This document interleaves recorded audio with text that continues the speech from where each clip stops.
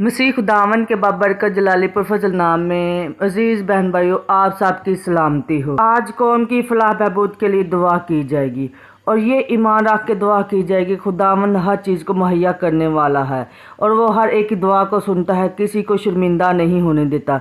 जब हम ज़बूर की किताब उसका 85 ज़बूर पढ़ते तो उसमें कुछ यूँ लिखा हुआ है, ऐ खुदावंद तू अपने मुल्क पर मेहरबान रहा है, तू यकूब को असीरी से वापस लाया है, तूने अपने लोगों की बदकारी माफ़ कर दी है, तूने उनके सब गुनाह ढांप दिए हैं, तूने अपना गज़ब बिल्कुल उठा लिया है, तू अपने कहरे शदीद से बाज आया है। ऐ हमारे नजात देने वाले खुदा, हमको बहाल कर, अपना गज़ब हमसे दूर कर।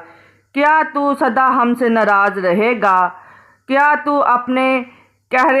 अपने कहर को पुश्त पुश्त जारी रखेगा? क्या तू हमको फिर जिंदा ना करेगा ताकि तेरे लोग तुझ में शादमान हों?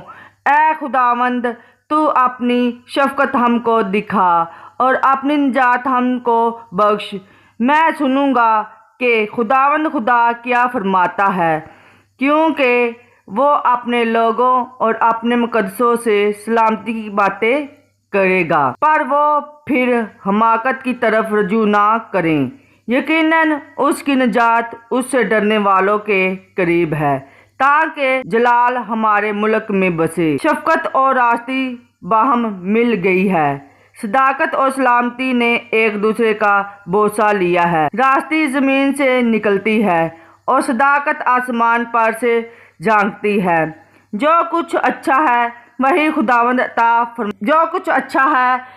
खुदावंद अता फरमाएगा और हमारी ज़मीन अपनी पैदावार देगी। सदाकत उसके आगे आगे चलेगी और उसके नक्शे कदम को हमारी राह बनाएगी। खुदावंद के पाक कलाम पढ़े जाने पर खुदावंद की बरकत हो, खुदावंद का शुक्र हो। दुआ में हमने जो कुछ भी मांगा है ये ईमान रख के मांगा करें कि खुदावन ने दे दिया है। मेरा ईमान का जो कुछ भी मांगा है पा लिया। खुदावन के पाक कलाम पढ़े जाने, खुदावन की बरकत, खुदावन का शुक्र हो। आमीन।